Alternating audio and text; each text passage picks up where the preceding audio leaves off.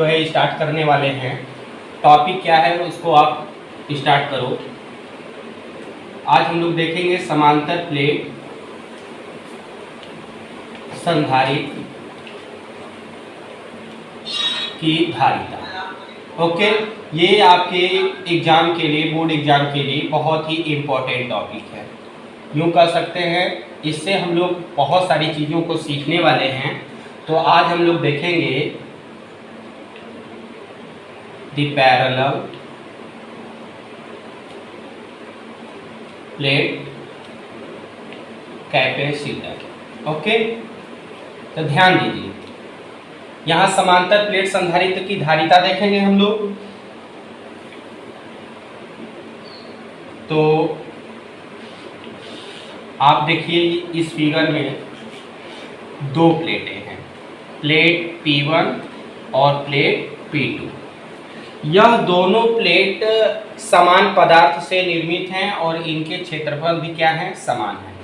तो जब इनके क्षेत्रफल समान हैं और इन पर देखिए एक पर पॉजिटिव चार्ज है और दूसरे पर नेगेटिव चार्ज है और दोनों पर समान परिमाण, क्या समान परिमाण व विपरीत प्रकृति के आवेश स्थित हैं, जिसके कारण वह एक संधारित्र की रचना करते हैं। तो जो प्लेट P2 है इसके दूसरे पृष्ठ को ग्राउंड कर दिया जाता है, अर्थ कर दिया जाता है। क्यों? उसको निरावेशित करने के लिए, इसकी दूसरी सतह को निरावेशित करने के लिए। इस प्रिंसिपल को भी हम लोग पीछे देख चुके हैं। अब हमने मान लिया कि आपकी ये दो प्लेटें हैं, इनका क्षेत्रफल क्या है, समान है। तो जब क्षेत्रफल समान है तो इसका पृष्ठ आवेश घनत्व Q सिग्मा भी क्या होगा, समान होगा। तो जो हमारी वैद्युत बल रेखाएं होंगी वह वैद्युत बल रेखाएं प्लस से कहाँ चलेंगी भाई, माइनस की तरफ। प्लस से कहाँ चलेंगी, माइनस की तरफ। और इसके अंदर एक समान वैद्युत बल रेखाएं होंगी, अर्थात कह सकते हैं एक समान वैद्युत क्षेत्र होगा। ये आपका क्या हो गया, वैद्युत क्षेत्र हो गया। ओके, तो अब हमने मान लिया कि इन दोनों प्लेटों के बीच की दूरी क्या है, d है। इन दोनों प्लेटों के बीच की दूरी क्या है, d है। तो हमें पता है कि इस प्लेट के बाहरी बिंदु पर वैद्युत क्षेत्र, इस प्लेट के बाह्य बिंदु पर, कहाँ, बाह्य बिंदु पर वैद्युत क्षेत्र क्या होते हैं भाई, वैद्युत क्षेत्र 0 होते हैं न्यूटन पर कूलाम, 0 न्यूटन पर कूलाम होते हैं। क्योंकि इसको भी हम लोग जान चुके हैं कैसे होते हैं। तो हमको जो है इसकी क्या निकालनी है, संधारित्र की धारिता निकालनी है। तो सर्वप्रथम हम क्या करते हैं, प्लेट P1 के कारण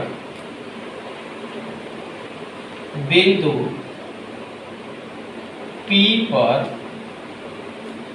वैद्युत क्षेत्र निकाल लेते हैं। तो प्लेट P1 क्या है भाई, पॉजिटिव है, तो इसके कारण आपका जो वैद्युत क्षेत्र होगा उसकी डायरेक्शन क्या होगी, राइट साइड में होगी। ये आपका क्या है, E1 है। ओके, तो सबसे पहले आप E1 निकालिए। तो E1 बराबर हो जाएगा सिग्मा अपॉन 2 एप्सिलॉन नॉट। इसी प्रकार से आपको प्लेट P2 के कारण बिंदु P पर वैद्युत क्षेत्र निकाल लीजिए। ओके, तो E2 हो जाएगा। तो अब E2 का हम लोग डायरेक्शन देख लेते हैं। तो P2 हमारी क्या है, नेगेटिव है। तो नेगेटिव है तो इसकी भी दिशा जो होगी वो कहाँ होगी, राइट साइड में होगी। डायरेक्शन हम लोग वैद्युत बल रेखाओं से ही निकालते हैं। ये डायरेक्शन निकालना आपको फर्स्ट चैप्टर में भी बताया जा चुका है। तो सिग्मा अपॉन 2 एप्सिलॉन नॉट हो जाएगा। ओके, तो अब आप देखो इन दोनों प्लेट के कारण बिंदु P पर जो वैद्युत क्षेत्र है उन दोनों की दिशा क्या है, सेम है। तो हमारी वैद्युत क्षेत्र एक सदिश राशि है। तो बिंदु P पर परिणामी वैद्युत क्षेत्र निकाल लीजिए। तो परिणामी वैद्युत क्षेत्र E बराबर क्या निकलेगा भाई, E1 प्लस E2। क्यों? क्योंकि दोनों की दिशाएं क्या हैं? सेम हैं। तो अब यहाँ से आप जो है वैल्यू रख दीजिए sigma upon 2 epsilon not plus sigma upon 2 epsilon not. तो यहाँ से आप ध्यान दोगे तो E इज इक्वल हो जाएगा 2 सिग्मा अपॉन 2 एप्सिलॉन नॉट। तो 2 से 2 कैंसिल हो गया तो E की वैल्यू आ गई सिग्मा अपॉन एप्सिलॉन नॉट। तो इसके मध्य बिंदु पर वैद्युत क्षेत्र का मान क्या होगा? सिग्मा अपॉन एप्सिलॉन नॉट, और बाह्य बिंदु पर क्या होते हैं? 0 होते हैं। ओके, तो हमें पता है वैद्युत क्षेत्र व विभव में संबंध। हम जानते हैं वैद्युत क्षेत्र व विभव में संबंध क्या होता है भाई? तो आपको पता है V is equal E into के D, दोनों के बीच की दूरी क्या है? D। तो यहाँ से V निकालिए तो sigma upon epsilon not into के D। इसे आप इक्वेशन क्या कर लीजिए? फर्स्ट कर दीजिए। तो अब थोड़ा सा आगे देखते हैं। तो यहाँ से आप ध्यान दो, आपने यहाँ क्या निकाल दिया? V निकाल दिया। तो हमें निकालनी है धारिता। तो C इज इक्वल होता है Q अपॉन के V।